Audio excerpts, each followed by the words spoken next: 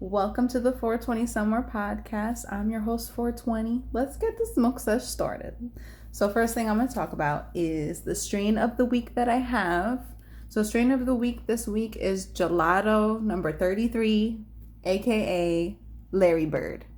That's right. It's also known as Larry Bird. So it's a slightly indica dominated strain.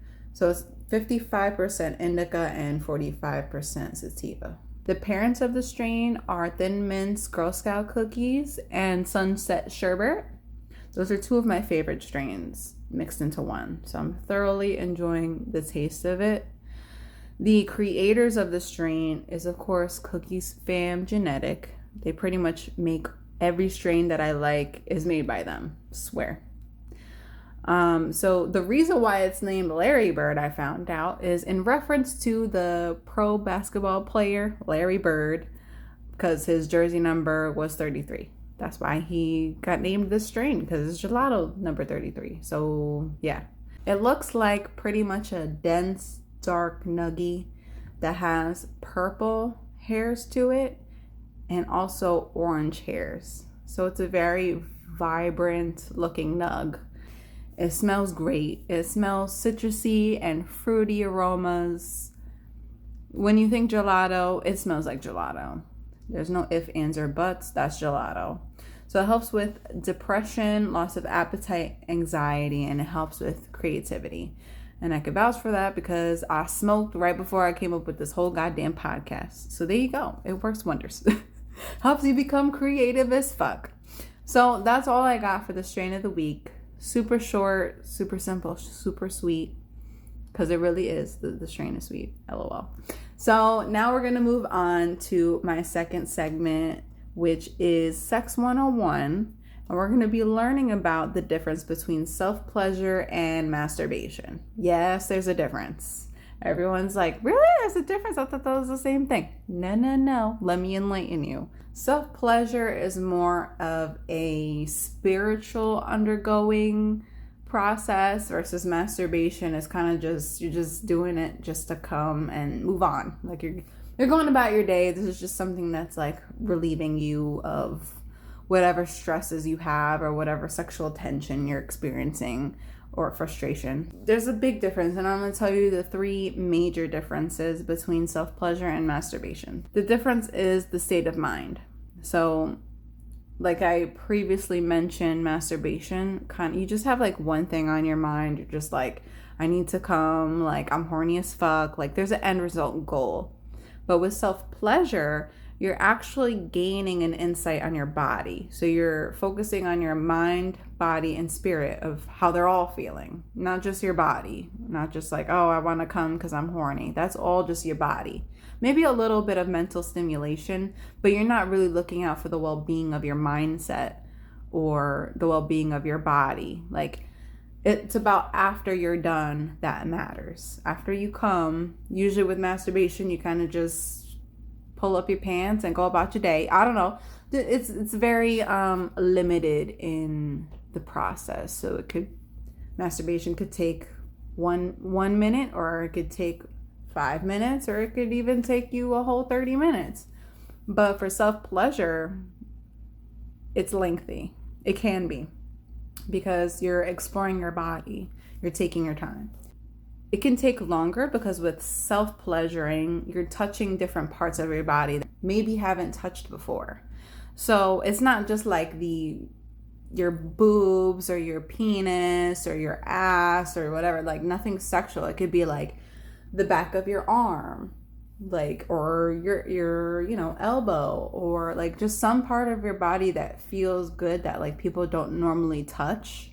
Like for me, a big one is like my wrists or my forearm. Like I don't know why this area, it actually gives me a different type of sensation than it would like if I were to touch my neck. Like my neck, I don't feel anything because I'm constantly having like sensations touch it, but maybe a body part that's not used to being touched is now being discovered for the first time with a light little stroke. Like you're experimenting with your own body. You don't have to have someone else touch you in that area for you to know if you like it, like being touched there. Just saying, doesn't always have to be sexual. The difference is when you have self-love, or you're practicing self-pleasure and you're practicing self-love, you always have intentions going into it. So you're never just going to be like, all right, we're going to do this self-pleasure thing and yeah, we're just going to get it over with. Like, you have to have an actual intention. So like, what do you get by doing this? So what do you hope to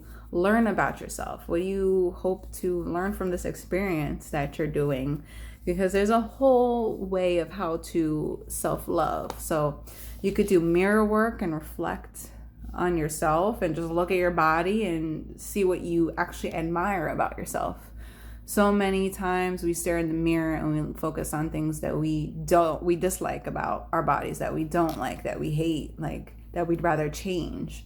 And instead of looking at the opposite, like, what are your best features? What do you like about yourself? So it all depends on how you want to practice your self-pleasure, but it's a big difference than masturbating. Let me tell you that, because it's all, like I said, it's all about your mind, body, and spirit. So it's about how you're feeling internally.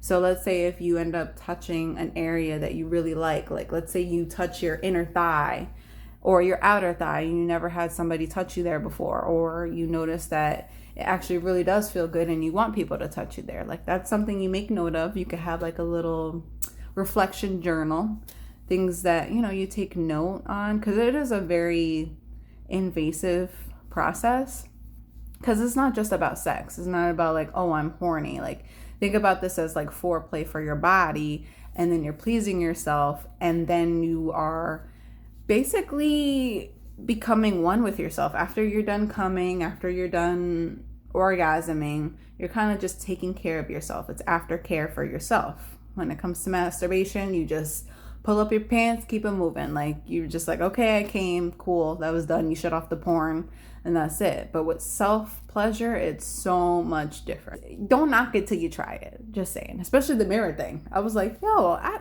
have a nice little, like, my back muscles look all nice and defined. I never really paid attention to that. Like, when you stare at your body long enough, you like see things, like you notice things that you normally don't see. Because I'm the type of person that quickly just looks at herself when she getting dressed or put makeup on. I don't actually spend time just staring at myself. But I highly recommend that shit. Just saying.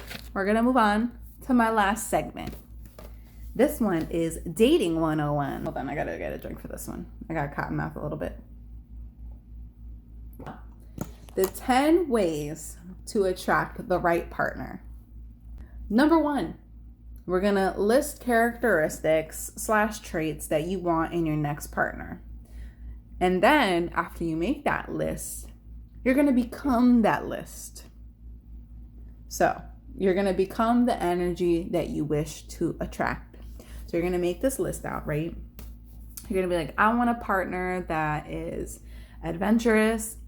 I want a partner that is going through their own journey of spirituality, or you have like things on your list. I want them to be more active. I want them to be funny. I want them to be this. So you have to be all those things that you are hoping to find. You have to be that, because if you're not, odds are that you're not going to find that person. Like, let's say if you're like the laziest person in the whole wide world, you just sit on your couch, you do nothing, you're just watching TV, but yet you want somebody that's like physically fit, that goes to the gym. You want somebody with those attributions, but you're not willing to go through it as well. So to be honest, you're not on the same level. You're here and you're looking for somebody that's up here. You have high standards, and that doesn't work out usually too well if you can't give out what you want to receive. Secondly, you want to take inventory of each relationship. Like, what went wrong? What did you like? What did you not like? Come up with a 0 tolerance list. So literally things that are deal breakers that you have 0 tolerance for. Too often than not, we meet a person that kind of meets all the boxes, but not every single one.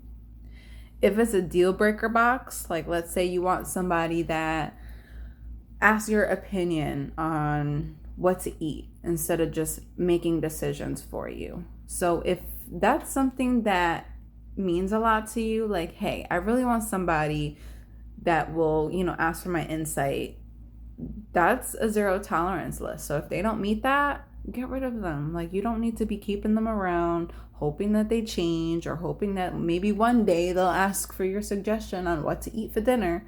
No, that's not going to happen. They're used to taking charge. They're their own person, and they're not going to change just because you're hoping that they might. It's not going to happen.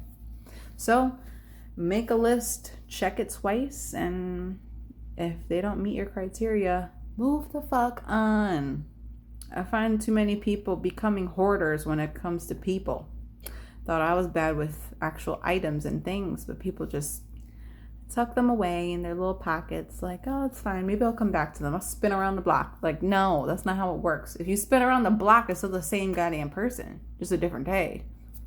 Just saying. So keep that list, take inventory of what the hell went wrong and what you want in your next relationship. Number 3, take yourself on dates so that you don't feel compelled to accept every offer to go on a date. So let's say, because I've done this before, so I haven't been on a date in like so long. This was like way back when. I didn't go on a date for like so long, and then all of a sudden this guy who I'm really not interested in was like, hey, do you want to go to this restaurant?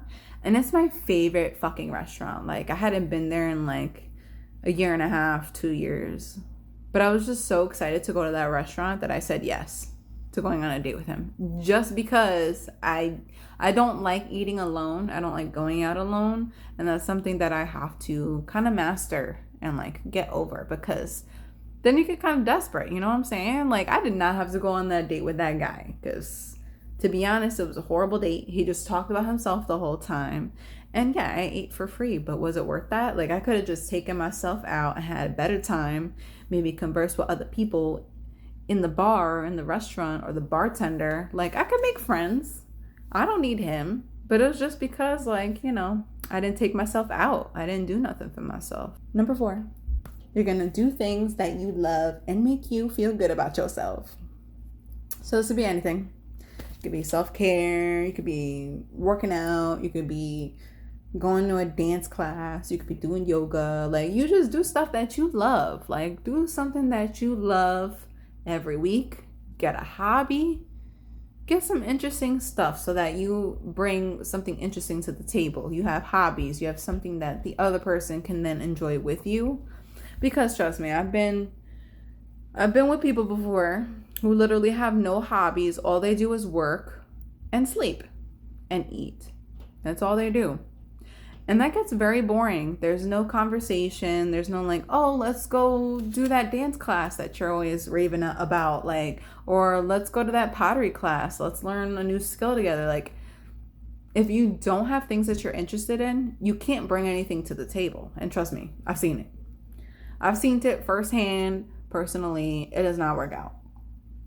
Number 5, keep an open mind.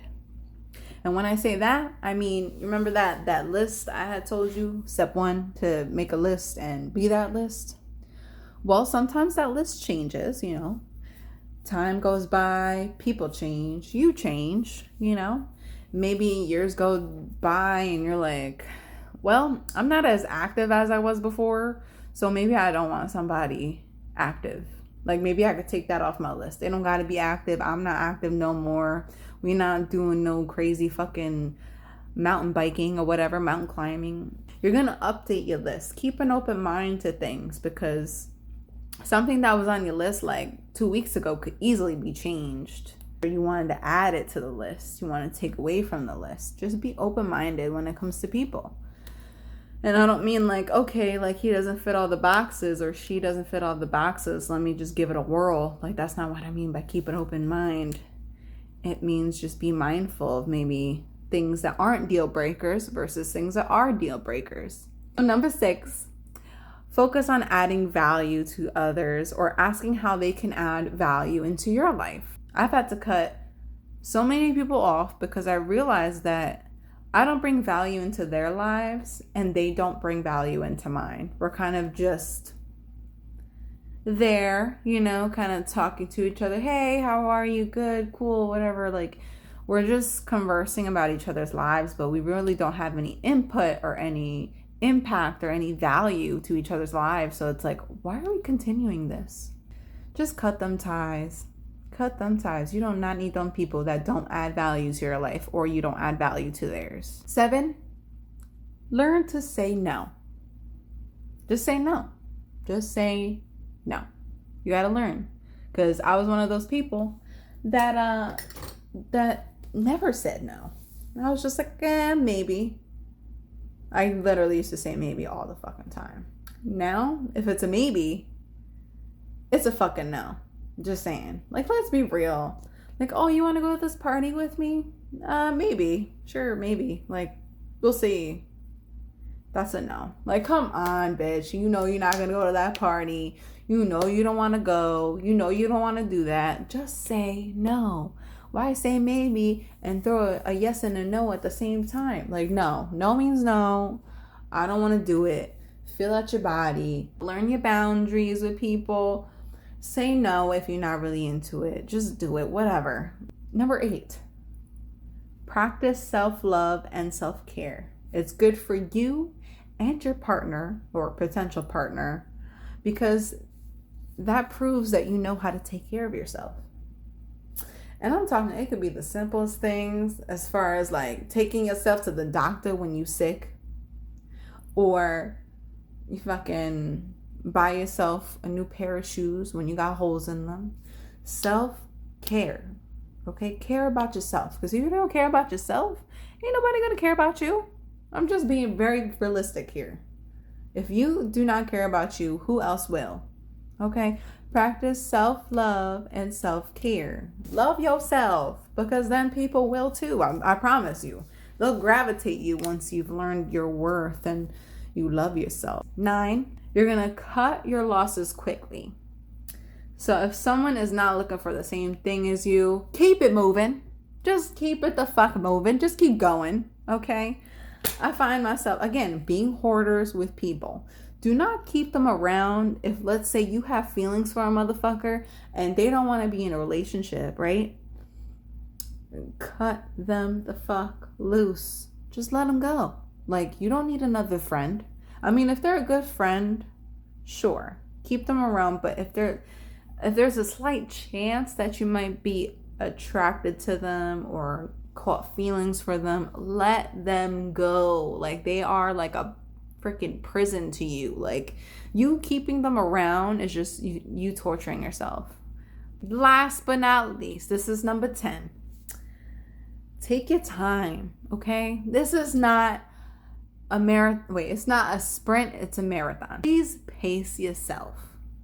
Pace it. So you want to develop good habits. You want to make sure all the old fucked up bad habits you learned from every fucking previous damn relationship you went in, make sure that they're, if not gone or removed, but they're at a lower level, your own habits. Because I know when you're in a relationship, especially for a long time, you end up developing the bad habits or bad characteristics of your previous relationship, and you carry that into your next one, whether you like it or not.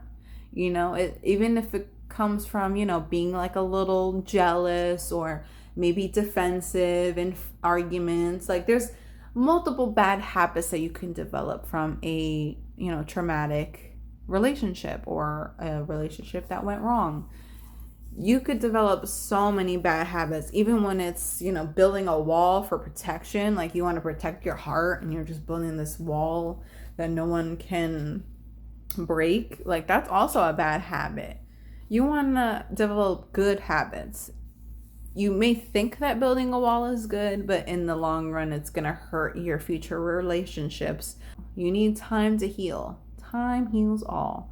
So take your motherfucking time. Don't rush and be like, oh, I got this, I'm ready. That's all for the podcast that I got for this week. It was quite a doozy, quite a long one.